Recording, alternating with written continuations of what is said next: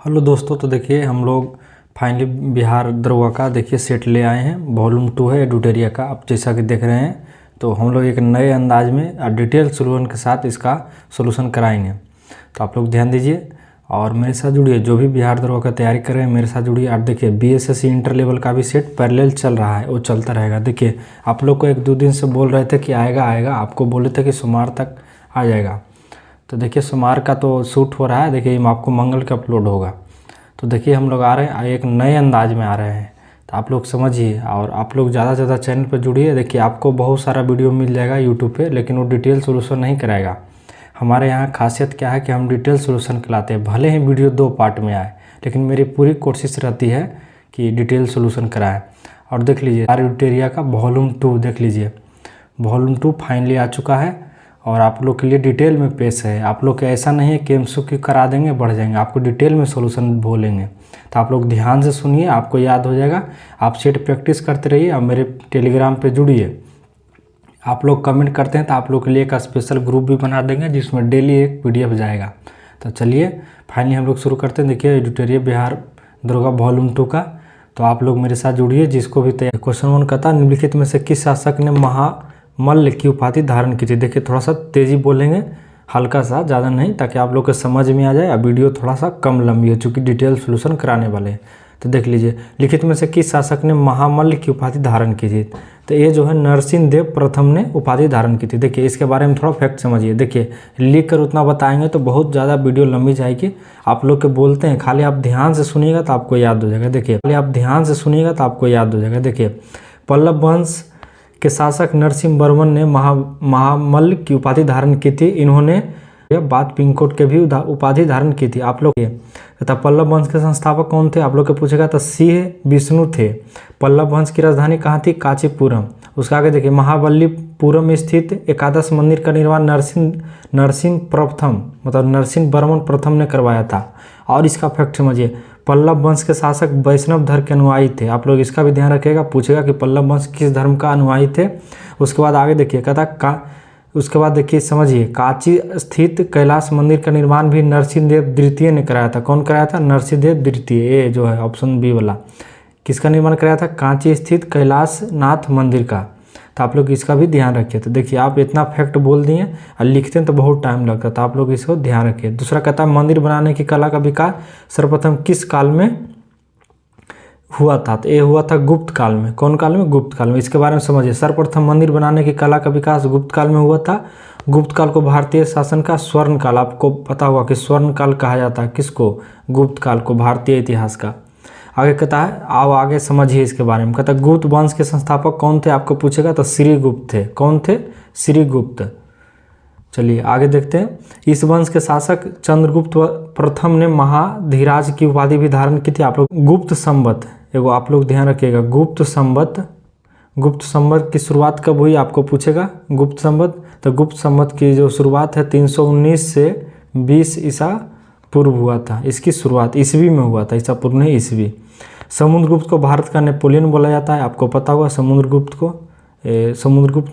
गुप्त शासन में ही एक थे।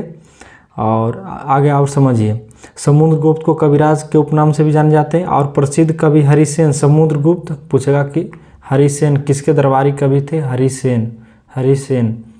तो आप लोग ज़्यादा राइटिंग पे नहीं जाइए, राइटिंग उतना अच्छा नहीं बन पाता है, देख लीजिए। आपको पूछेगा हरिसेन किसके दरबार में रहते थे, आपको पूछेगा तो कहिएगा समुद्रगुप्त। किसके, समुद्रगुप्त के दरबारी कवि थे।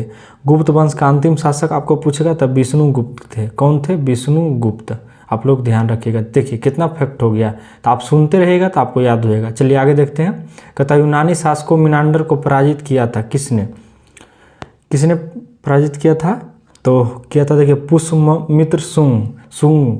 कौन किया था, पुष्यमित्र शुंग, मिनांडर को पराजित किया था। और इसके बारे में समझिए, देखिए इंडो यूनानी शासक मिनांडर को पुष्यमित्र शुंग ने पराजित किया था। और पुष्यमित्र शुंग ने अपने कार्यकाल के दौरान 2 अश्वमेध यज्ञ कराए थे। कितने, 2 अश्वमेध यज्ञ पहले के समय में कराया जाता था, अश्वमेध यज्ञ।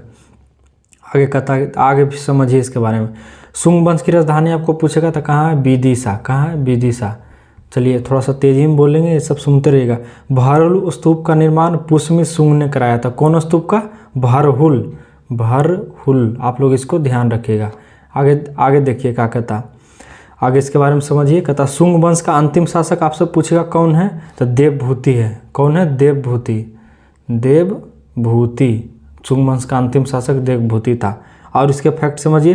पतंजलि जो है पुष्प शुंग के सभा में रहता था। कौन? जो पतंजलि, अभी आप लोग दुकान भी होगा नाम से, तो यही इनका पतंजलि जो थे एक नाम थे उनका, पुष्यमित्र शुंग के सभा में रहते थे। किसके सभा में? पुष्यमित्र शुंग के। तो आप लोग इसको ध्यान रखिए।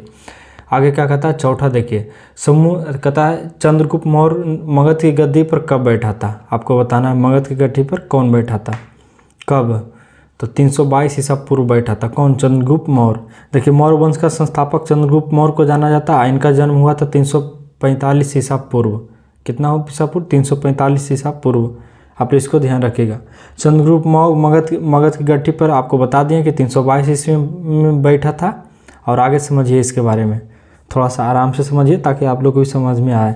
देखिए जस्टिन ने चंद्रगुप्त मौर्य को क्या कहा था? सेंड्रोकोटस। सेंड्रोकोटस कौन बोला था? जस्टिन ने। आप लोग इसको ध्यान रखिएगा, लिखेंगे नहीं, ज़्यादा बोलेंगे, आप लोग ध्यान रखिएगा। और आगे समझिए, चाणक्य जो है चंद्रगुप्त मौर्य में कौन थे? प्रधानमंत्री, जिसको पीएम बोलते हैं। कौन? चाणक्य, गुरु चाणक्य। और ये धनानंद की हत्या करवाए थे कौन? चाणक्य ही। क्यों? क्योंकि उन्होंने चाणक्य को बेइज्जती कर अपने दरबार से भगा दिया था और एक क्रूर शासक था। कौन? धनानंद। चलिए आगे देखते हैं आगे, और इसके बारे में थोड़ा सा समझिए। प्रसिद्ध पुस्तक जो अर्थशास्त्र है वो कितने किया था? चाणक्य ने लिखा था। किसने? चाणक्य ने। और समझिए आगे इनके बारे में। चंद्रगुप्त मौर्य ने 305 ईस्वी में सेल्यूकस निकेटर को हराया था। किसको? सेल्यूकस निकेटर, 305 ईसा पूर्व। आप लोग इसको ध्यान रखिएगा। चंद्रगुप्त मौर्य जैन धर्म के भी अनुयायी थे, आपको पता होगा, जैन धर्म के अनुयायी हैं। और चंद्रगुप्त मौर्य ने भद्रबाहु को जैन धर्म से शिक्षा ली थी। किसके? चंद्रगुप्त मौर्य जो है भद्रबाहु से जैन धर्म की शिक्षा ली थी। जैन धर्म किससे? भद्रबाहु से। तो आप लोग इसको ध्यान रखिएगा। चलिए आप लोग के हो गया फैक्ट, और ज़्यादा नहीं बताते हैं, ज़्यादा वीडियो लंबा चला जाएगा नहीं तो। 5 देखिए, 5 क्या कहता है? किस वेद में परीक्षित को कुरुओं का राजा कहा गया था? कुरुओं का राजा, तो ये जो है अर्थव वेद में कहा गया था। किस वेद में? अर्थव। तो चलिए तो वेद के बारे में थोड़ा समझते हैं, वेद आया तो। चलिए आगे देखते हैं। इसी में अर्थवेद की रचना कौन किया था? आपको पूछेगा। तो ऋषि द्वारा किया गया था अर्थवेद की रचना। अर्थवेद कन्याओं की जन्म की निंदा किया, कन्याओं के जन्म की निंदा करता था अर्थवेद। आप लोग इसे समझिए, पहले के समय में अंधविश्वास। आगे सभा और समिति जो पहले होता था, सभा और समिति, इसको प्रजापति की 2 पुत्रियां के नाम से जाना जाता था। किसको? सभा और सभापति को। आगे देखिए, सभा और समिति को। कहता सबसे अंतिम वेद कौन है? आपको पूछेगा। तो अर्थवेद। अर्थवेद आया सबसे बाद में, सबसे अंतिम में। गोपत ब्राह्मण का संबंध किससे है? आपको पूछेगा। तो ये अर्थवेद से है। किससे? अर्थवेद से। तो चलिए ये सब फैक्ट आप लोग समझते जाइए। आगे देखते हैं हम लोग। राइटिंग देखिए, इसमें स्क्रीन पर उतना अच्छा से नहीं बन पा रहा है, देखिए धीरे धीरे सुधार हो जाएगा। तो आप लोग ध्यान दीजिए ये सब पर, और आप लोग ज़्यादा ज़्यादा सुनने का कोशिश कीजिए। अब फैक्ट सहित पढ़िए। देखिए बीएसएससी का भी चल रहा है और चलते रहेगा, और ये भी चलेगा, टेंशन मत लीजिए। मोहम्मद बिन तुगलक ने किसे दिल्ली का काजी नियुक्त किया था? मोहम्मद बिन किया था इब्न बतूता को। किसको? इब्न बतूता को। तो आप लोग इसको ध्यान रखिएगा। इब्न बतूता कौन थे? इसको भी समझते हैं। इसको क्यों नियुक्त किया ये समझिए। देखिए मोहम्मद बिन तुगलक ने इब्न बतूता की विद्वानता से प्रभावित होकर किया था। किसको? विद्वान था, बहुत बड़ा इब्न बतूता, इसलिए उसको गाजी नियुक्त किया था। और क्या उनका बुक लिखा ये भी समझिए। रेहला नामक पुस्तक लिखा इब्न बतूता ने। कौन पुस्तक है? रेहला। रेहला, देखिए रेहला नामक पुस्तक लिखा था इसने। और क्या किया था? या मोहम्मद बिन तुगलक के समय में भारत आया था, ये भी बात समझिए। मोहम्मद बिन तुगलक से भारत आया था। पूछिए ये कहाँ के निवासी था? तो मोरक्को के। मोरक्को। देखिए आप लोग के लिए फैक्ट बढ़िया बढ़िया ढूंढ के लाते हैं। चलिए आगे देखते हैं। दिए गए प्रश्न को कौन सम्मिलित नहीं है? आपको पूछेगा कौन सम्मिलित नहीं है, तो देख लीजिए। देखिए दीवान मुस्तखराज, यही गलत है, बाकी सब ठीक है। दीवान अर्ज बलबन, दीवान खैरात फिरोजा तुगलक, दीवान कोही मोहम्मद बिन तुगलक। देख लीजिए, तो 7 का कौन हो जाएगा? डी, ये गलत हो जाएगा।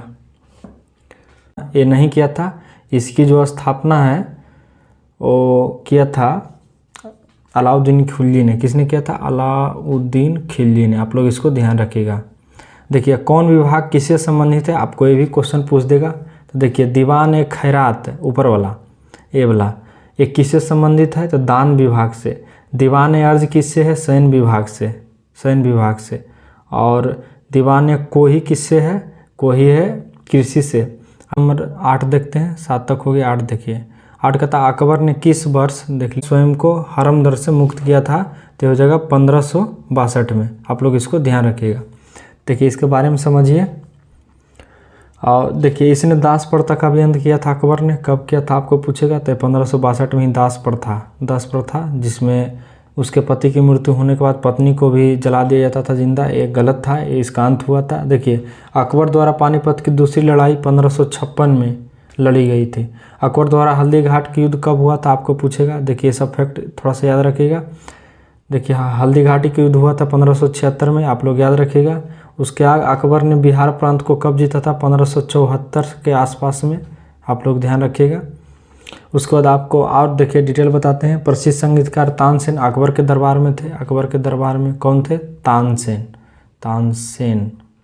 तानसेन संगीतकार थे। देखिए जैन गुरु हरि विजय सूरी को इन्होंने जगत गुरु की उपाधि दी थी, कौन? अकबर ने। तो ऐसा फैक्ट आप लोग याद रखें थोड़ा सा।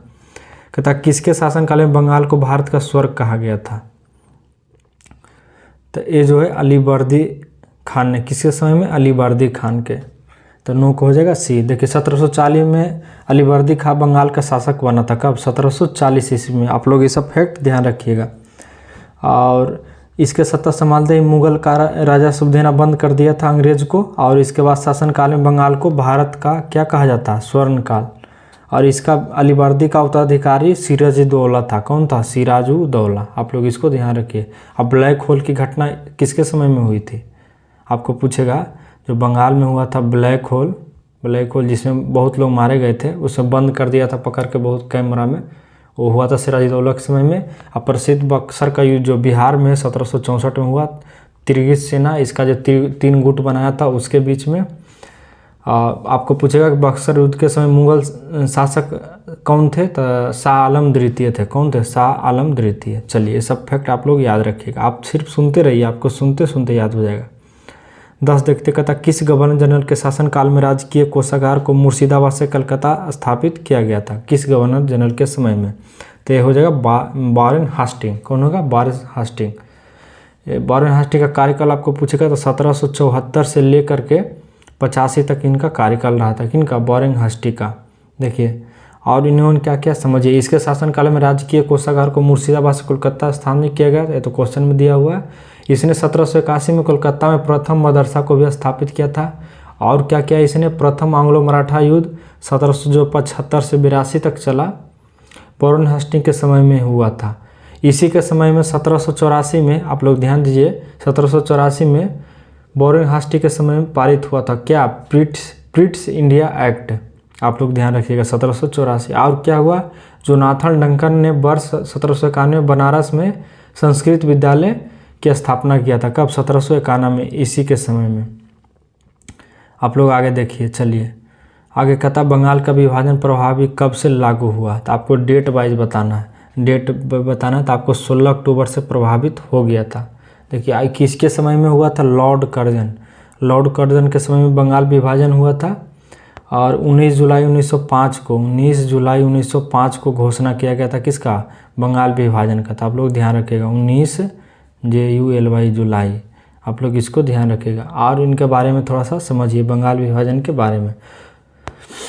और इसी के समय में क्या हुआ था और समझिए। लॉर्ड कर्जन के समय में 1902 में पुलिस आयोग की स्थापना किए गए थे। कर्जन के समय 1904 में भारतीय विश्वविद्यालय अधिनियम पारित किया गया था। कब? 1904 में। ये सब फैक्ट आपको थोड़ा सा तेजी में बोल रहे हैं ताकि रिकॉल हो जाए आपको। इसी के समय में 1905 में पूसा कृषि अनुसंधान केंद्र। कब? 1905 में पूसा कृषि अनुसंधान केंद्र स्थापित किया गया था। देखिए 12 कथा भूमिज विद्रोह का संबंध किस राज्य से है? भूमिज विद्रोह ये जो हुआ था झारखंड में। कहाँ हुआ था? झारखंड में। तो आप लोग इसको ध्यान रखिएगा। झारखंड में और क्या क्या विद्रोह हुआ था? कोल विद्रोह। कौन विद्रोह? कोल विद्रोह हुआ। कब हुआ? 1831-32 के आसपास में। उसके बाद और कौन विद्रोह हुआ? संथाल 1855 से 56 के बीच में। और क्या हुआ था? मुंडा विद्रोह 1899 से लेकर के 1900 आसपास के बाद माना जाता है मुंडा विद्रोह। वहाँ की जनजाति है मुंडा, झारखंड के, आप लोग ध्यान रखिएगा। कहता किसने कहा था कि कांग्रेस के लोग पदों के भूखे हुए हैं? आपको बताना है किसने कहा था। तो ये कहे थे बंकिम चंद्र चटर्जी जी थे। कौन जी? बंकिम चंद्र चटर्जी जी। देखिए, बंकिम चंद्र चटर्जी ने कांग्रेस संस्था से जुड़े लोगों को पदों के भूखे कहकर संबोधित किया था। अरविंद घोष ने क्या कहा था कांग्रेस को? क्षय रोग से मरने वाली संस्था। किससे? क्षय रोग से। किसने कहा था? अरविंद घोष ने।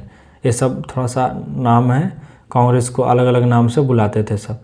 आगे देखते हैं 14 में क्या कहता, देख लीजिए।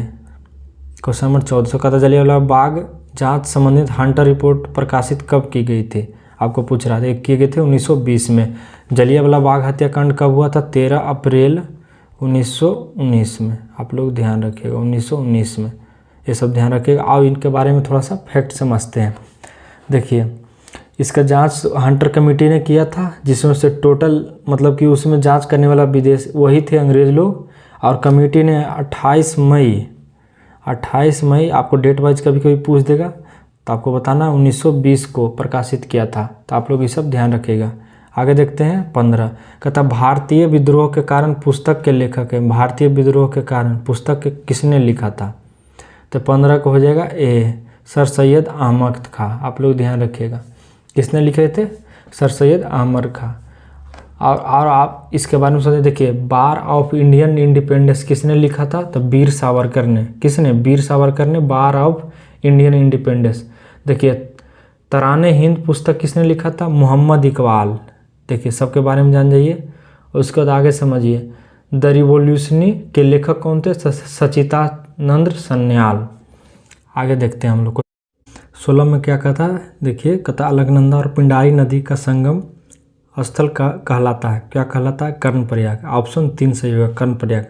देखिए, और कहाँ कहाँ मिलता है ये भी समझिए। देखिए, अलकनंदा एवं पिंडारी का आपको पूछेगा तो कर्णप्रयाग, ये तो हो गया।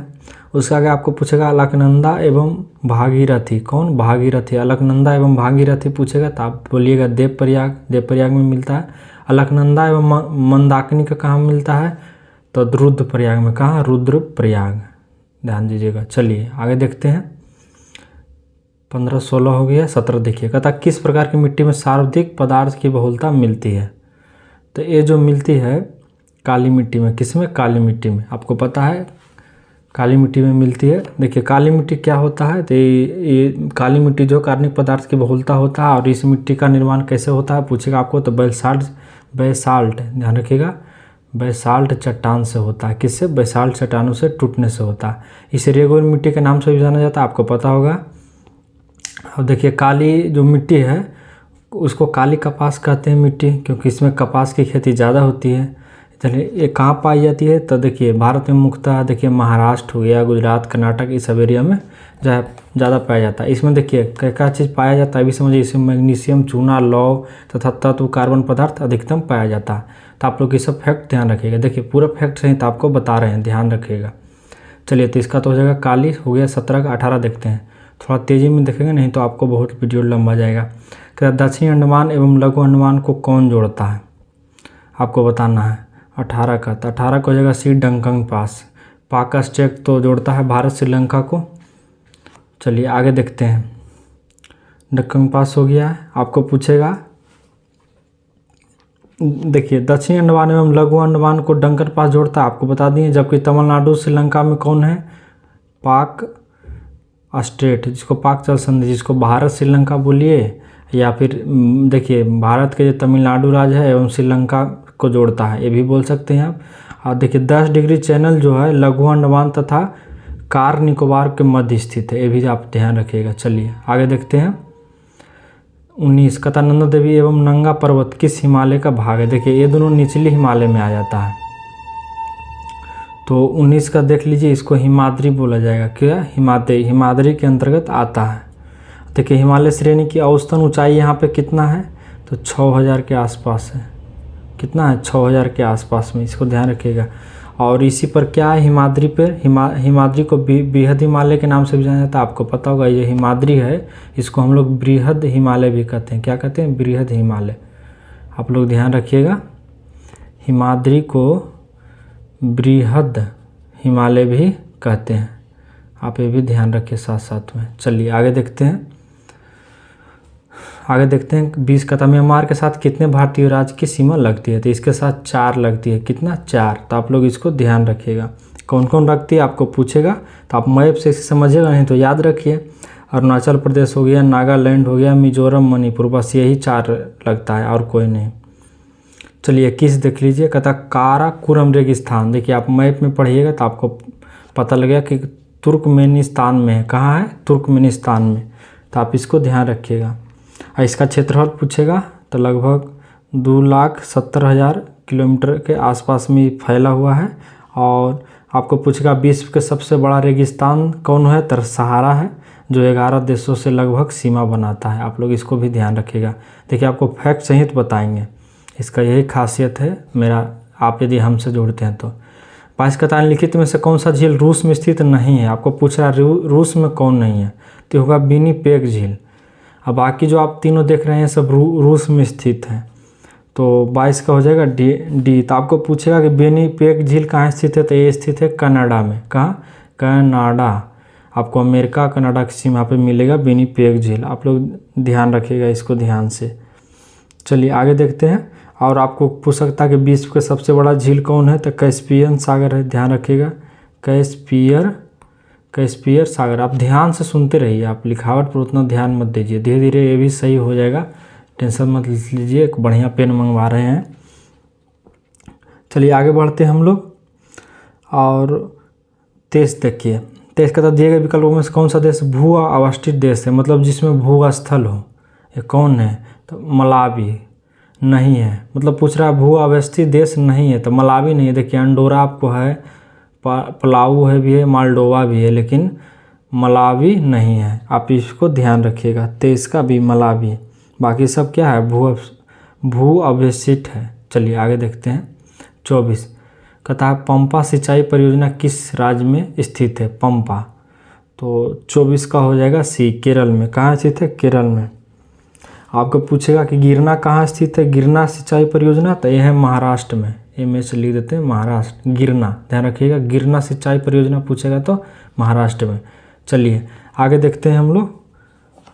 25 में कहता है बिहार के किस क्षेत्र में सबसे अधिक गन्ना उत्पादन होता है? देखिए यदि आप किरण वाला मेरा सेट प्रैक्टिस कर रहे होंगे, जो हम दिए हैं, मतलब वीडियो अपलोड किए देखे होंगे, तो उसमें आपको बताए थे कि उत्तर पश्चिमी क्षेत्र बिहार के ज़्यादातर पश्चिमी चंपारण, पूर्वी चंपारण, सिवानगंज, गोपाल, ये सब जिला में पाया जाता है। चलिए तो आप लोग इसको ध्यान रखिएगा। 26 कहता है रेखी समिति का संबंध किस कर से है? चारों में से। तो यह है अप्रत्यक्ष कर, इनडायरेक्ट कर से।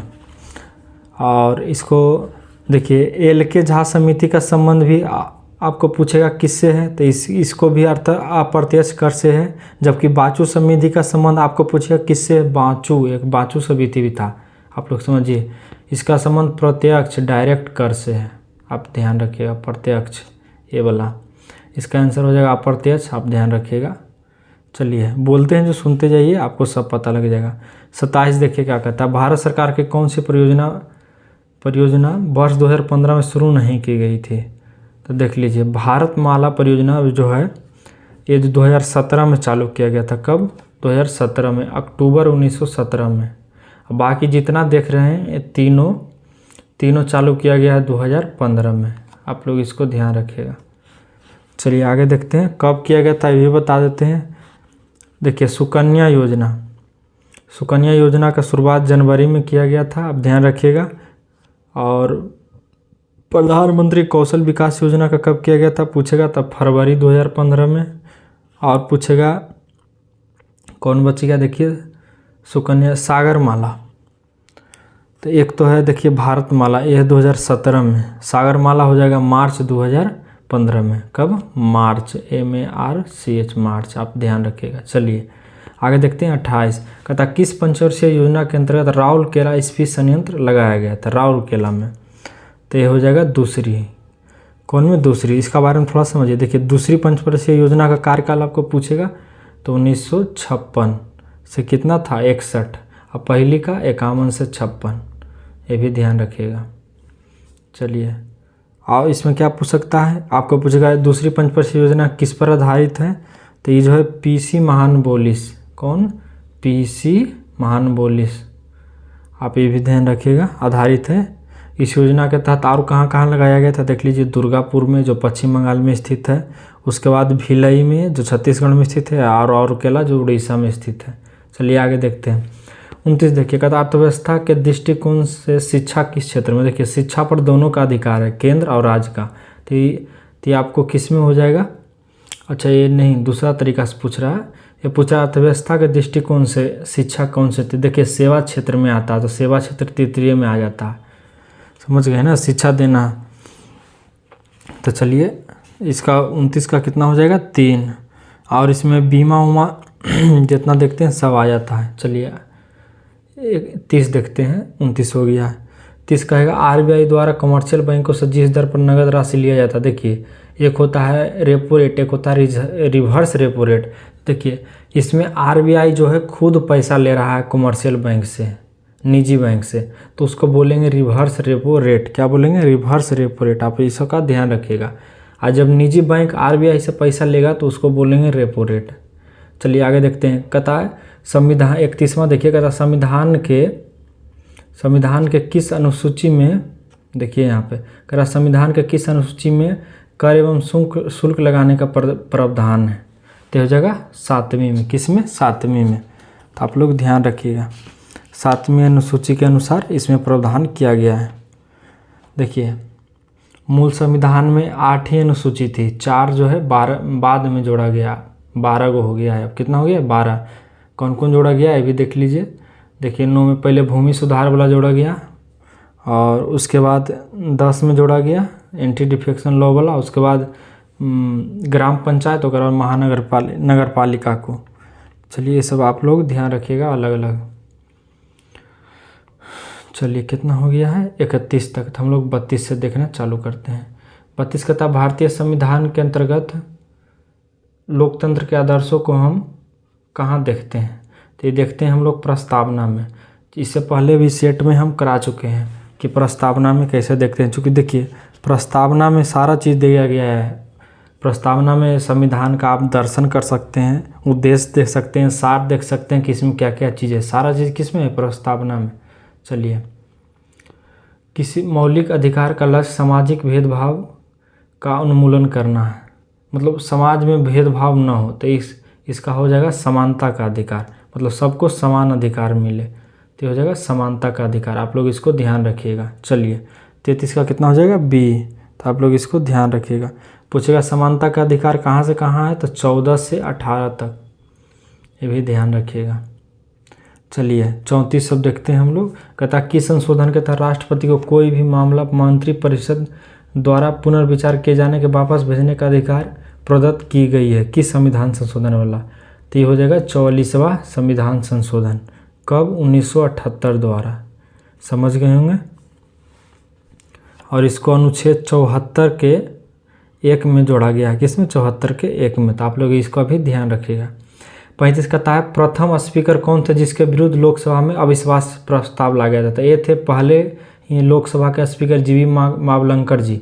हालांकि इन पे जो लोकसभा में लाया गया तो पास नहीं हो पाया था इनके विरुद्ध, तो अविश्वास प्रस्ताव, ये भी ध्यान रखिएगा।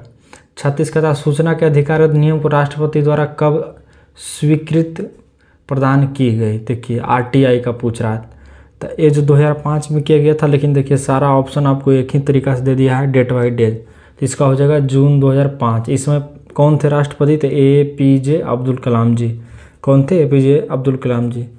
और ये अधिनियम को 15 जून 2005 में स्वीकृत किया गया था, जबकि देखिए 12 अक्टूबर 2005 से लागू हुआ था, ये भी ध्यान रखिएगा। स्वीकृत किया गया था 15 जून से, लेकिन लागू हुआ कब, 12 अक्टूबर 2005 से, तो ये भी ध्यान रखिएगा। कभी कभी पूछ देता है लागू कब हुआ था।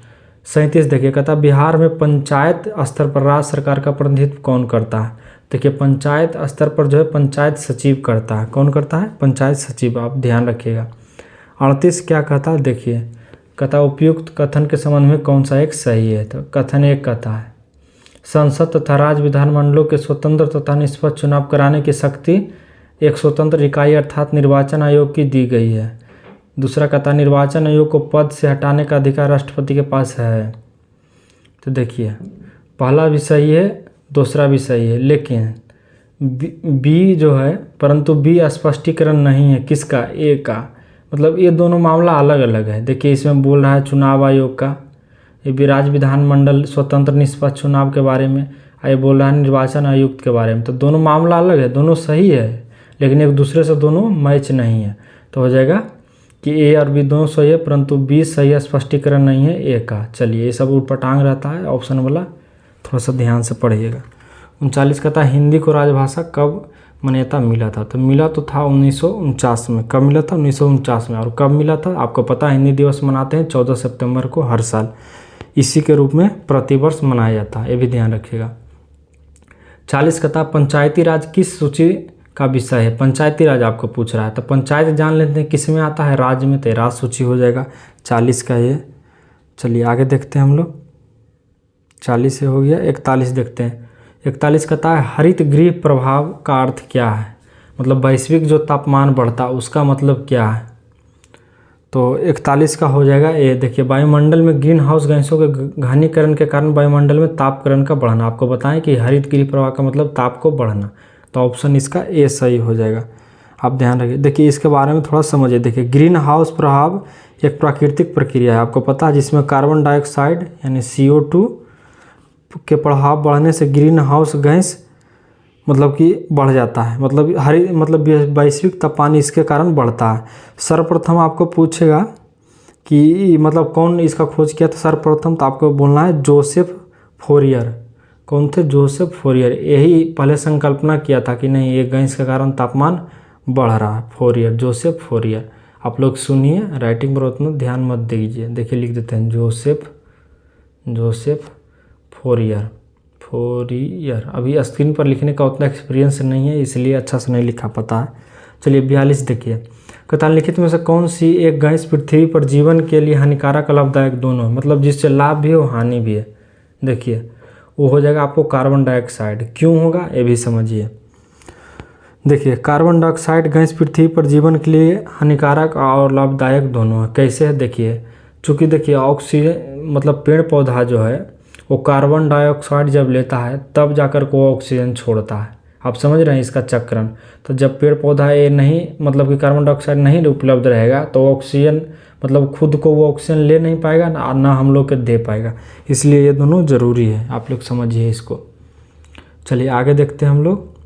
कहता कार्टेजेना प्रोटोकॉल का संबंध किससे है। 43 बोलता है, तो 43 का हो जाएगा सी। किससे है, जैव सुरक्षा समझौता से। किससे, जैव सुरक्षा समझौता से। तो आप लोग इसको ध्यान रखिएगा। चलिए आगे बढ़ते हैं 44, और इसके बारे में पहले थोड़ा सा समझ लेते हैं क्योंकि डिटेल सोल्यूशन हम लोग के करना है। देखिए इसे जो है 29 जनवरी 2000 को स्वीकार किया गया था। समझ गए, आता था इसे 2003 से प्रभावी में आया गया, मतलब लागू किया गया था। आप लोग इसको ध्यान रखिएगा। चलिए आगे देखते हैं। भारत में मैंग्रोव या ज्वारीय वनस्पति सर्वाधिक कहाँ पाई जाती है। ज्वारीय, तो आपको पता होगा सुंदरबन के डेल्टा में बहुत बार क्वेश्चन आ गया। इसे ज्वारीय या मैंग्रोव वन के भी नाम से जाना जाता है। इसका सर्वाधिक विस्तार सुंदरबन में है जो पश्चिम बंगाल और कुछ बंगाल जो बांग्लादेश के सीमा में भी कुछ पड़ता है। 45 देखते हैं। 45 कहता है वन्य जीव संरक्षण। देखिए वन्य जीव संरक्षण किस वर्ष पारित किया गया, तो ये पारित किया गया 1972 में। कब, और डेट पूछेगा तो आपको 9 सितंबर बताना है। 9 सितंबर 1972 में। आप लोग ध्यान रखिए कब, 1972 में। इस अधिनियम में को टोटल 46 धाराएं हैं। कितना, 46, ये भी ध्यान रखिएगा। चलिए आगे देखते हैं 46 कहता है निम्नलिखित में से कौन सी पुस्तक रविन्द्रनाथ टैगोर द्वारा नहीं लिखा गया है। मतलब इसमें से एक नहीं लिखा गया, तो नेचर क्योर नहीं लिखा गया। बाकी तीनों जो देख रहे हैं द कोर्ट डांसर, विसर्जन गार्डन, ये सब लिखा गया, लेकिन नेचर क्योर नहीं लिखा गया है। तो आपको पूछेगा कि नेचर क्योर कौन लिखा है, तो मोरारजी देसाई जी। कौन, मोरारजी देसाई। आप लोग इसको ध्यान रखिएगा। 47 कहता है राष्ट्रपति महात्मा गांधी को किस वर्ष पहली बार नोबेल पुरस्कार के लिए नामित किया गया। देखिए इसको ऐसे इनको जो है नामित तो 5 बार किया गया है, लेकिन आपको पूछ रहा है सबसे पहली बार, तो सबसे पहली बार 1937 में हुए थे और सबसे अंतिम बार 1948 में। तो देख लीजिए आप ये सब ध्यान रखिएगा अंतिम बार। उसके बाद इनको मृत्यु हो गई और फिर प्रावधान बन गया कि मरे हुए आदमी को नोबेल पुरस्कार नहीं दिया जाता है, आप लोग जानते होंगे। 48 क्या कहता है, देखिए 48 कहता है संयुक्त राष्ट्र औद्योगिक विकास संगठन UNIDO का मुख्यालय कहाँ स्थित है। तो 48 का हो जाएगा ये वियना में। कहाँ स्थित है, वियना में, आप लोग ध्यान रखिएगा वियना 48A। चलिए आगे देखते हैं। कहता है चंद्रमा तल पर सफलतापूर्वक उतरने वाला पहला अंतरिक्ष यान कौन था। यान पूछ रहा था लूना 9 जो है सफलतापूर्वक पहले उतरा था। कब उतरा था, 31 अक्टूबर 1968 को। चलिए आप लोग इसको ध्यान रखिएगा 1968 को। आगे देखते हैं 50 किस राज्य में प्रसिद्ध रत्नागिरी मठ स्थित है। तो यह है उड़ीसा में। कहाँ स्थित है, उड़ीसा में। 50 का हो जाएगा बी, एक बौद्ध मठ है, ध्यान रखिएगा। 51 कहता है एक संतुलित रासायनिक समीकरण किस सिद्धांत पर आधारित है।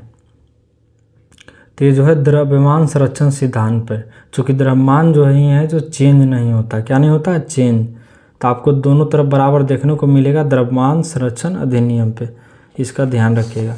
चलिए आपको 51 हो गया है, 52 देखते हैं। 52 कहता है लिखित में से कौन सा दुर्बल अम्ल है जो कमजोर है। तो देख लीजिए CH3COOH, ये भी ध्यान रखिएगा। 52 का हो जाएगा सी। चलिए आगे देखते हैं 53, ये सब याद याद रखिएगा। लिखित में से कौन सा क्लोरोफिल का घटक नहीं है, मतलब क्लोरोफिल में कौन पाया नहीं जाता था। कैल्शियम नहीं पाया था, बाकी मैग्नीशियम, कार्बन, हाइड्रोजन ये सब स्थित रहता है, आप लोग ध्यान रखिएगा। चलिए आगे देखते हैं हम लोग। क्वेश्चन नंबर 53 हो गया है, 54 देखते हैं। 54 कहता है कि कार्नेटाइट निम्नलिखित किसका अयस्क है। कार्नेटाइट, तो 54 को हो जाएगा सी, यूरेनियम का है। किसका है, यूरेनियम का। देखिए अब आपको समझिए, एल्यूमिनियम का पूछेगा कौन कौन अयस्क है, तो क्रायोलाइट, बॉक्साइट, कोरंडम, काउली इत्यादि। यूरेनियम का पूछेगा तो कार्नेटाइट, पिचब्लेंड, और पोटेशियम का पूछेगा तो कार्नेलाइट और नाइटर, ये सब ध्यान रखिएगा। 55 कहता है लिखित में निम्नलिखित वाक्य पर विचार कीजिए। देख लीजिए, कहता क्लोरीन एवं ब्रोमीन हैलोजन वर्ग के तत्व हैं। गोल्ड तथा प्लेटिनम उत्कृष्ट धातु के उदाहरण है। लेड ऑक्साइड को लिथार्जन कहा जाता है। तो 55 का हो जाएगा डी। 1, 2 और 2 तीनों ठीक है। चलिए आगे देखते हैं हम लोग 56 क्या कहता है, किसी बिलियन में बिलियन की कुल मात्रा तथा उसमें मिश्रित विलय की कुल मात्रा का अनुपात कहलाता है। तो बताइए क्या होगा। 56 को होगा सी, बिलियन की सांद्रता। किसका, बिलियन की सांद्रता। आप लोग ध्यान रखिएगा, बिलियन की सांद्रता बराबर क्या होता है, तो विलयक की मात्रा। अब बटा में आपको पूछेगा बिलियन का मात्रा, आप ध्यान रखिएगा। चलिए आगे देखते हैं हम लोग। 56 हो गया। 57 लिखित में से किसे लकड़ी के एल्कोहल के रूप में जाना जाता है। लकड़ी का एल्कोहल किसे कहा जाता है। तो 57 को हो जाएगा ए। क्या हो जाएगा, ए, मेथिल एल्कोहल। क्या हो जाएगा, मेथिल एल्कोहल। आप लोग ध्यान रखिएगा, 57 का ए हो जाएगा, मेथिल एल्कोहल को बोला जाता है। चलिए आगे देखते हैं हम लोग। 58 से शुरू करते हैं फिर से। 58 क्या कहता है, पौधे के मूल जड़ द्वारा जल का अवशोषण किस प्रक्रिया द्वारा होता है। तो ये जो है प्रासरण द्वारा होता है। किसके द्वारा, प्रासरण द्वारा। आप लोग ध्यान दे दीजिएगा। चलिए आगे देखते हैं। 59 कहता है निम्नलिखित में से कौन सा लवक फूलों तथा बीजों को विभिन्न रंग प्रदान करता है। रंग बोल रहा है, वर्ण यानी रंग। तो ये रंग जो है क्रोमोप्लास्ट प्रदान करता है। कौन, क्रोमोप्लास्ट। देखिए फूलों और बीजों का विभिन्न रंग प्रदान कौन करता है, क्रोमोप्लास्ट रंगीन लवक है, ध्यान रखिएगा। और ल्यूकोप्लास्ट क्या है, तो जड़ की कोशिका में पाया जाता है और पोषक तत्व का संचय का कार्य करता है। और इसमें क्या पाया जाता है, स्टार्च, प्रोटीन तथा वसा जैसे पदार्थ पाए जाते हैं। ये सब ध्यान रखिए। आपको पूछिएगा क्लोरोफिल कहाँ पाया जाता है, तो पत्तियों में पाया जाता है। तो ये सब आप फैक्ट याद रखिएगा। 60 देखिए क्या कहता है। 60 कहता है लिखित में से कौन सा फ्लोएम का भाग नहीं है। आप ध्यान रखिएगा, 60 पूछ रहा है तो वाहिकाएँ जो है फ्लोएम का भाग नहीं है, बाकी सब फ्लोएम का। देखिए फ्लोएम में टोटल 4 भाग होता है, कौन कौन? चालनी नलिकाएँ, उसके बाद सह कोशिकाएँ, और उसके बाद हो जाएगा फ्लोएम या बास्ट तंतु। ये जो हो जाएगा, एक और होता है फ्लोएम मृदुतक, जो इसमें नहीं दिया गया, वो आपको बता दिए हैं। चलिए 61 देखते हैं। कहता जल संवहन नाल तंत्र वाटर वैक्यूल सिस्टम की उत्पत्ति किस संघ के जंतुओं का लक्षण है? वैक्यूल्स। तो ये हो जाएगा डी, इकार्डोडर्मेटा। इसमें जो है मुख्य रूप से क्या पाया जाता है? जल संवहन नाल तंत्र। आप ये भी ध्यान रखिएगा। चलिए आगे देखते हैं क्वेश्चन नंबर आगे। कहता देखिए 62 कहता रक्त के थक्का बनाने में मदद कौन करता है? 62 देखिए, तो रक्त का जो थक्का बनाने में थ्रोम्बोसाइट कौन करता है? थ्रोम्बोसाइट। आप लोग ध्यान देखिएगा, रक्त प्लेटलेट या थ्रोम्बोसाइट का प्रमुख कार्य क्या होता है? रक्त को थक्का बनाना, मतलब जमा देना। और लिम्फोसाइट क्या काम करता है? लिम्फोसाइट आपको पूछेगा, जो ये सी नंबर है, तो यह एंटीबॉडी, एंटीबॉडी बनाता है। क्या बनाता है? एंटीबॉडी। चलिए ध्यान रखिएगा। 63 क्या कहता है? निम्नलिखित में से कौन सा रोग संक्रामक रोग के उदाहरण है? संक्रामक रोग कौन है? संक्रामक रोग तो हो जाएगा मलेरिया। कौन है? मलेरिया। तो 63 का क्या हो जाएगा? ये मलेरिया। चलिए आगे देखते हैं 64 कहता भैंसों की उत्तम नस्ल मेहसाना और सुरती कहाँ पर पाई जाती है? तो ये पाई जाती है गुजरात में। कहाँ पे? गुजरात में। तो 64 के हो जाएगा शीश। देखिए हमारे देश में इसे भैंस की 10 प्रजाति पाई जाती है। कितनी? 10। आप ध्यान रखिएगा। चलिए 65 देखिए, 65 क्या कहता है? लिखित में से कौन से पौधे की वृद्धि को नियंत्रण करता है? मतलब उसको नियंत्रण करता है, तो ये ऑक्सिन करता है। कौन? ऑक्सिन। ध्यान दीजिएगा। साइटोकिनिन जो है, ये जो पौधे के सेल में पाया जाता है। आप ध्यान रखिएगा। चलिए कितना हो गया? 65। आपको पूछेगा कि ऑक्सीजन का खोज किसने किया था? ये भी पूछ सकता है। तो इसका खोज 1880 में हुआ है। ध्यान रखिएगा। और कौन खोज किया था इसका? और ने किया था। कौन किया था? डार्विन। ध्यान रखिएगा, डार्विन ने। चलिए लिख देते हैं बढ़िया से, डार्विन। डार्विन ने खोज किया था इसका। ध्यान रखिएगा 1880 में। ये वृद्धि को नियंत्रण करता है। फोटोन कण की खोज किसने की थी? एक की थी आइंस्टाइन ने। और इसी के चलते इनको नोबेल पुरस्कार भी मिला था। किनको?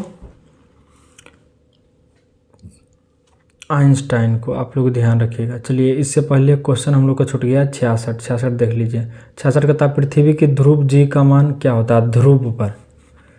ध्रुव पर सार्वधिक होता है। ध्यान रखिएगा। और क्या होता है?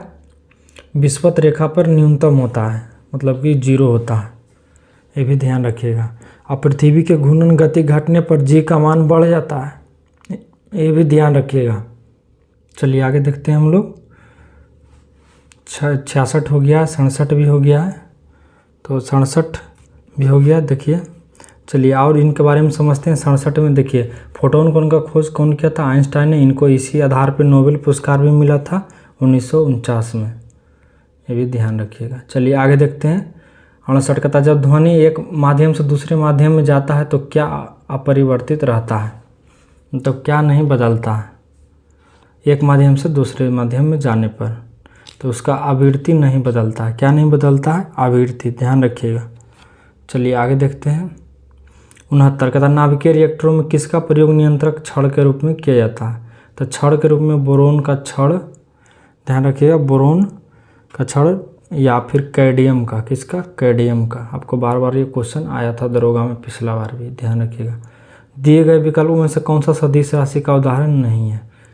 तो देखिए सदिश राशि उसे का जिसमें परिमाप और दिशा दोनों हो। तो देखिए त्वरण में है, बल में भी है, कार्य में नहीं है। तो 70 हो जाएगा ए। कौन हो जाएगा? ए। ध्यान रखिएगा। 71 कहता है, 71 देख लीजिए, कहता किस संस्कृति मंत्रालय द्वारा स्वर धरोहर उत्सव आयोजित किया गया?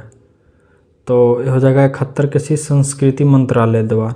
और कब किया गया था? तो दिसंबर 2022 में। ये भी ध्यान रखिए, कब? दिसंबर 2022 में। चलिए 72 देखते हैं। कहता है कि वर्ष 2022 के व्यास सम्मान से किसे मतलब सम्मानित किया गया है? तो 72 के भी हो जाएगा डॉक्टर ज्ञान चतुर्वेदी को। किसको? ज्ञान चतुर्वेदी को। आपको पूछेगा कि वर्ष 2021 में यह सम्मान किसको मिला, तो असगर बगाहत को। किसको? असगर बगाहत को ध्यान रखिएगा। चलिए आगे देखते हैं। 73 सुपर कंप्यूटर परम शक्ति को कहाँ स्थापित किया गया है? परम को, तो 73 के देख लीजिए। 73 का हो जाएगा IIT खड़गपुर में। आप लोग ध्यान रखिएगा। आओ भी समझिए इसके रिलेटेड। आपको पूछेगा परम कामरूप को कहाँ स्थापित किया गया, तो IIT गुवाहाटी में, और परम अनंत को गांधीनगर में, और परम गंगा को रुड़की में। ये सब भी आप ध्यान देते रहिए। चलिए आगे देखते हैं हम लोग। कितना हो जाएगा? क्वेश्चन नंबर 74 का था वर्ल्ड हैप्पीनेस रिपोर्ट 2023 से संबंधित कौन सा कथन सत्य है? देखिए इसमें भारत का स्थान 126वां था, सही बात है। फिनलैंड शीर्ष स्थान पर था, सही बात है। डेनमार्क और आयरलैंड क्रमशः दूसरे और तीसरे पायदान पर था। देखिए ये भी सही है। तो 74 का देख लीजिए, तीनों ऑप्शन कौन सही दे रहा है? 74 का हो जाएगा आपको D 1, 2 और 3। चलिए 75 देखिए। कहता भारतीय सेना ने किस देश के साथ संयुक्त परीक्षण अभ्यास साइक्लोन 1 शुभारंभ किया है? साइक्लोन 1, तो ये हो जाएगा मिस्र। कौन हो जाएगा? मिस्र। तो 75 का हो जाएगा 1 किसके साथ? मिस्र के साथ। क्षेत्र का था 70वां प्रवासी भारतीय दिवस का आयोजन किस शहर में किया गया? प्रवासी भारतीय दिवस का इंदौर में किया गया था। कब? इंदौर में। तो 76 का हो जाएगा D इंदौर। देखिए 7वां था, 70वां माफ़ कीजिएगा, 70वां था। और ये कब किया गया था? दिसंबर दिवस 2023 में आयोजित किया गया था, ऐसे समझिए। चलिए आगे देखते हैं। 77 कहता है कि पर्यटन के प्रोत्साहन देने के लिए अंतर्राष्ट्रीय पर्यटन प्रदर्शनी किस देश में आयोजित किया जाएगा? तो 77 देख लीजिए। 77 का हो जाएगा C स्पेन में इस बार आयोजित हो रहा है। चलिए ये सब करेंट अफेयर है, देख लीजिए। 78 का था इंडिया जस्टिस रिपोर्ट 2022 के संदर्भ में कौन सा कथन असत्य है, मतलब गलत को पहचानिए। कहता है देखिए बड़े राज्यों में प्रथम स्थान कर्नाटक है, सही है। इसमें बिहार का स्थान अंतिम है, नहीं, यही गलत है। इसमें पश्चिम बंगाल का स्थान अंतिम से दूसरा है, ठीक है। छोटे राज्यों में सिक्किम श्रेष्ठ स्थान पर, सही है। देखिए अंतिम पर है बड़े राज्यों में कौन है? हो जाएगा UP। कौन है? UP। चलिए ये भी आप ध्यान रखिएगा। बिहार तीसरा स्थान पर रहा है अंतिम से। चलिए चालू वर्ष 2023 को निम्नलिखित में से किस रूप में मनाया गया है? चालू वर्ष 2023 को, तो ये हो जाएगा मोटे अनाज के रूप में। मोटे अनाज के रूप में मनाया गया है, ध्यान रखिएगा। संयुक्त राष्ट्र महासभा ने 2023 को में घोषित किया है मोटे अनाज को मनाने के लिए। 80 देखिए बिहार जातीय आधारित जनगणना 2022 के अनुसार बिहार की जनसंख्या कितनी हो गई है? तो पहले 11 लाख कुछ था, लेकिन अभी बढ़ कर के लगभग हो गया है 13 लाख, 13 करोड़ माफ़ कीजिएगा, 13 करोड़ हो गया है बढ़ कर के 13 करोड़, ये वाला B ऑप्शन। चलिए पहले बोल दिए थे 11 लाख, 11 नहीं 11 करोड़ प्लस था पहले। चलिए आगे देखते हैं। 81 का था the magic of the last story किसने लिखा है? 81 नंबर क्वेश्चन देखिए। तो ये लिखे हैं सुधा मूर्ति जी ने। किसने? सुधा मूर्ति जी ने। और सुधा मूर्ति जी ने, और देखिए इसके अलावा और कौन कौन लिखे हैं क्या आपको बताते हैं। SS धूल ने कौन लिखा है? तो ये लाइफ इन द शैडो मेम्योर। उसके बाद देखिए एमिली हेनरी ने कौन लिखा है? तो हैप्पी प्लेस। ये सब आप ध्यान रखिएगा। 82 का था फीफा विश्व कप, देख लीजिए फीफा विश्व कप 2022 के संबंध में कौन सा कथन असत्य है? गोल्डन बूट पुरस्कार किलियन एम्बाप्पे को दिया गया है, ये बात सही है। गोल्डन बॉल पुरस्कार लियोनेल मेसी ने लिया है, अर्जेंटीना ने, ये भी सही है। अर्जेंटीना ने दूसरी बार खिताब जीता, देखिए यही गलत है। फीफा में प्लेयर ऑफ द अवार्ड फॉर्जेनर को दिया गया है, ये भी सही है। तो 82 को हो जाएगा 3, ध्यान रखिएगा 82 के 3। चलिए ये जो कतर के दोहा में आयोजित हुआ था, ये भी आप ध्यान रखिएगा। और अर्जेंटीना 3 बार ही मिला के जीत गया है, यहाँ पे 2 बार दिया है। चलिए आगे देखते हैं। 83 हाल ही में उच्चतम न्यायालय के 5 न्याय सदस्य संबंधित पीठ ने ऐतिहासिक निर्णय के अनुसार मुख्य चुनाव आयुक्त एवं चुनाव आयुक्त की नियुक्ति एक समिति की सिफारिश पर राष्ट्रपति द्वारा किया जाएगा। इस संवैधानिक पीठ की अध्यक्षता न्यायमूर्ति कौन किए थे? 83 का था, तो 83 का हो जाएगा ए न्यायमूर्ति MJ जोसेफ। चलिए ध्यान रखिएगा, ये सब इंपॉर्टेंट क्वेश्चन है करेंट अफेयर का। चलिए 84 देखते हैं हम लोग। कितना नंबर हो गया 83। 84 देखते हैं। 84 क्या कहता है, देखिए 84 कहता है निम्न में से कौन सा राज्य जलवायु परिवर्तन मिशन शुरू करने वाला देश का पहला राज्य बन गया। ये बन गया है तमिलनाडु। ये खुद का जलवायु परिवर्तन मिशन चालू किया कौन, तमिलनाडु। कब किया आपको पूछेगा तो दिसंबर 2022 में, ये भी ध्यान रखिएगा, दिसंबर 2022 में। चलिए आगे देखते हैं हम लोग। 85 प्रयास कहता हाल ही में न्यूजीलैंड के नए प्रधानमंत्री किसे चुने गए हैं। 85 के देखिए तो इसका हो जाएगा सी, क्रिक हफिंग्स। और देखिए जॉर्जिया मेलोनी इटली की है, एंथनी अल्बनीज़ ये ऑस्ट्रेलिया के हैं। इससे पहले न्यूजीलैंड के प्रधानमंत्री थे कौन, जेसिंडा आर्डर्न। चलिए ध्यान रखिएगा, चारों फैक्ट आप देखते जाइए। कहता प्रीत जयकर पुरस्कार 2023 किसने जीता है। 86 का देखिए तो ये जीते हैं डेविस एलन, देख लीजिए option B, Davis Allen Chipperfield ने। किसने, डेविस एवर चिपरफील्ड ने। चलिए आगे जाते। और देखिए ये पुरस्कार वास्तुकला में दिया जाता है, किस में, वास्तुकला में। आप लोग ध्यान रखिएगा, ये भी आपको पूछ सकता है किस में दिया जाता है। वास्तुकला का सर्वोच्च सम्मान है। 87 का था भारतीय सेना ने किस कंट्री में पहला 3D प्रिंटिंग घर का उद्घाटन किया है, कहाँ पे। तो 87 का हो जाएगा ये अहमदाबाद में। ध्यान रखिएगा अहमदाबाद कहाँ है, गुजरात में, उनकी वाणिज्य की राजधानी भी है अहमदाबाद। निम्न में से कौन सा सही सुमेलित है, ये आपको पूछ रहा है। तो 88 का हो जाएगा सी, तारगेया उत्सव अरुणाचल प्रदेश में मनाया जाता है। कहाँ, अरुणाचल प्रदेश में। देखिए थोड़ा सा ऑप्शन मिला दीजिए, त्रिशूर पूमर उत्सव कहाँ मनाया जाता है, ये वाला तो केरल में है। कहाँ, केरल में। ध्यान रखिएगा, यहाँ दे दिया है तमिलनाडु, तो गलत हो गया। आगे देखते हैं खारची उत्सव कहाँ मनाया जाता है, पूछेगा तो ये मनाया जाता है त्रिपुरा। कहाँ पे, त्रिपुरा में। ध्यान रखिएगा। आगे क्या कहता है, एक और देख लीजिए, परशुराम कुंड महोत्सव कहाँ मनाया जाता है, तो ये भी मनाया जाता है अरुणाचल प्रदेश में, और ये भी अरुणाचल प्रदेश का। चलिए आगे देखते हैं। 89 का था भारत सरकार ने कालाजार को पूरी तरह समाप्त करने का लक्ष्य कब रखा है। 89 पूछ रहा है, तो ये रखा है 2023 में ही। कब, 2023 में। आप लोग इसको ध्यान रखिएगा, भारत सरकार का लक्ष्य है 2023। लेकिन और भी इसके बारे में समझिए। भारत से WHO कब रखा है, वर्ल्ड हेल्थ ऑर्गेनाइजेशन ने, तो इसने लक्ष्य रखा है 2030 तक पूरी दुनिया समाप्त करने का।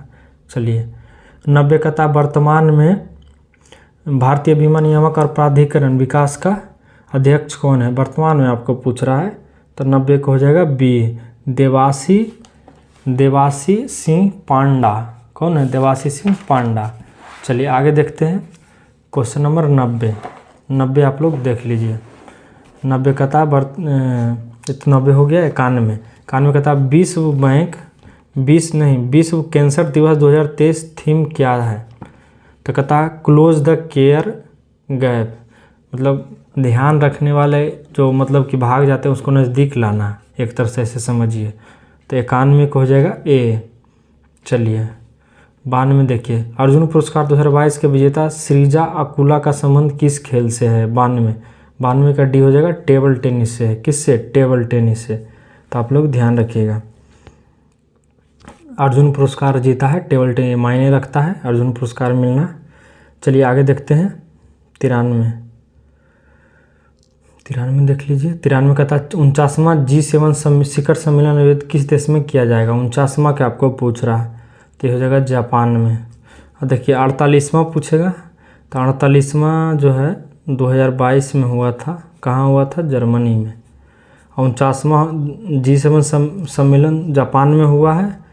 और 50वां पूछेगा तो इटली में होगा। कहाँ होगा, इटली में होगा 50वां G7 सम्मेलन। तो ये सब फैक्ट थोड़ा सा आप लोग याद रखिएगा।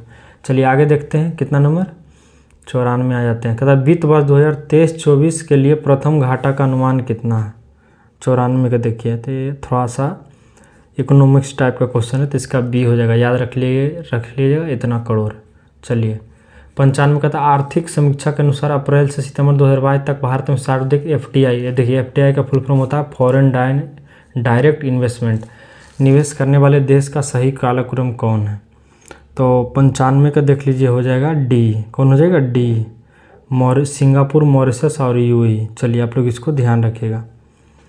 उसके बाद 96 में आ जाता है। कहता है दो संख्याओं का अनुपात इतना है तो उसका मसा क्रमशः 15 हो तो दोनों संख्या का लसा बताएं। तो देखिए इसमें जो है आप बना लीजिए। चलिए देखिए बता ही देते हैं। देखिए आपको मान लेना है। देखिए एक है 3:4 तो आप इस तरह से तोड़िए 3x 4x। आपको पता है जब अनुपात निकलेगा तो दोनों में x लगता है, या आप दोनों को h लिख सकते हैं 3h या 4h इस तरह से। तो आप लोग इसको ध्यान रखिएगा। चलिए हम लिख देते हैं 3h 4h। आपको पता अनुपात हटाएंगे तो x लगेगा। देखिए इसका मसद दिया है यानी HCF हाईएस्ट कॉमन फैक्टर। तो देखिए यहाँ से निकालिए हाईएस्ट कॉमन फैक्टर क्या होगा। तो दोनों में हाईएस्ट कॉमन h है, h समझ गए। तो HCF निकल गया h। यहाँ पे HCF दिया कितना है क्वेश्चन में 15, तो h बराबर हो गया 15। तो देखिए संख्या निकालना है तो 15 में इसको गुना करिए। देखिए h के जगह पर कितना आया 15, तो 15 तिया 45 हो जाएगा यहाँ पे, 15 चौक 60 हो जाएगा। तो ये दोनों का एलसीएम निकाल लीजिए। आप एलसीएम निकालिएगा दोनों का तो कितना आएगा, तो देख लीजिए 96 का हो जाएगा 180 आएगा। ध्यान रखिएगा इसको। चलिए आगे देखते हैं 97। कहता है यदि 6 क्रमिक सम संख्या का औसत इतना है तो इनमें सबसे बड़ी छोटी संख्या का अंतर ज्ञात कीजिए। देखिए इसे यदि क्लीन पेज रहता तो आपको और आसानी से समझाते। चलिए फिर भी बता देते हैं। देख लीजिए औसत दिया है 25। आपको देखिए एक चीज़ समझना है, यहाँ पे 6 को क्रमिक संख्या, क्रमिक का मतलब होता है लगातार। आज देखिए सम संख्या आपको पता होगा कि 2-2 के गैप पर आता है। देखिए 2 4 6 3 लीजिएगा तो विषम हो जाएगा। तो देखिए 25 है तो आधे एक चीज़ आप ध्यान रखिएगा, एवरेज जो होता है औसत वो हमेशा बीच में रहता है। तो बीच में होगा और 6 संख्या लेना है और इसको रखना है बीच में। तो 3 को आगे लेंगे 3 को पीछे तब नहीं बीच में आएगा। तो देखिए 25 के बाद सम संख्या कौन होता है 26, और देखिए उसके बाद कौन होता है 27 नहीं होता है, और 2-2 के गैप पर आपको लेना है ऐसे समझिए। तो 28 हो जाएगा और 2 के गैप पर 30 हो जाएगा। तो देखिए 3 को इधर ले लिए 3 को पीछे चलिए। 25 से पहले 24 हो जाएगा सम संख्या, उसके बाद 22 हो जाएगा और उसके बाद 20 हो जाएगा। तो चलिए पूछ रहा है तो सबसे बड़ी तथा छोटी संख्या के बीच का अंतर कितना होगा, तो दोनों को घटाइएगा। तो देखिए 30 सबसे बड़ा 20 सबसे छोटा आया, तो 30 - 20 कितना हो जाएगा 10 20। आप ध्यान रखिएगा, थोड़ा सा आपको अच्छा तरीका से बता दिए हैं। यदि पढ़े होंगे तो x y मानिएगा तो बहुत टाइम लगेगा। देखिए कहता है इसमें यदि एक वर्ग में विकर्ण की संख्या इतना है तो वर्ग का क्षेत्रफल क्या है। तो देखिए विकर्ण की लंबाई दे दिया है, विकर्ण का कितना दिया है a + b। आपको हम बता देते हैं, आप लोग बैठा के निकाल लीजिएगा। a + b दिया है, देख लीजिए a + b विकर्ण दिया है। आपको ऐसे अलग से डिटेल कराते तो बढ़िया रहता। उसके बाद कहता है तो वर्ग का क्षेत्रफल निकालिए। आपको देखिए क्षेत्रफल पूछा तो इसमें कुछ नहीं करना है, आपको सूत्र लगाना है। वर्ग का क्षेत्रफल बराबर सूत्र लगा दीजिए। क्या हो जाएगा विकर्ण का स्क्वायर अब बटा में 2। तो विकर्ण का स्क्वायर कितना दिया है, विकर्ण a + b देख रहे हैं a + b दिया है। तो a + b का होल स्क्वायर बटा 2। इसको तोड़ लीजिएगा a + b के होल स्क्वायर पे ऊपर वाला को, तो आपको निकल जाएगा। तो आपको आंसर क्या आ जाएगा बता देते हैं, 98 का C आ जाएगा। इस तरह से नहीं होगा तो आप कमेंट कीजिएगा, आप समझा देंगे। स्पेस ज़्यादा नहीं है इसलिए आपको ज़्यादा नहीं बता रहा है। ये देखिए 99, देखिए रीजनिंग है। देखिए 13 से 14 + 1 बढ़ा, फिर देखिए 14 से कितना है देख लीजिए, हटा के थोड़ा बताते हैं। 13 से 14 फिर 14 से 22 हो गया। 13 से 14 + 1 बढ़ा, 14 से 22 कितना हो गया, तो 14 26 2 22 8 हो गया। उसके बाद देखिए 22 से 49 हो जाएगा कितना, तो घटाइए तो हो जाएगा यहाँ पे 7।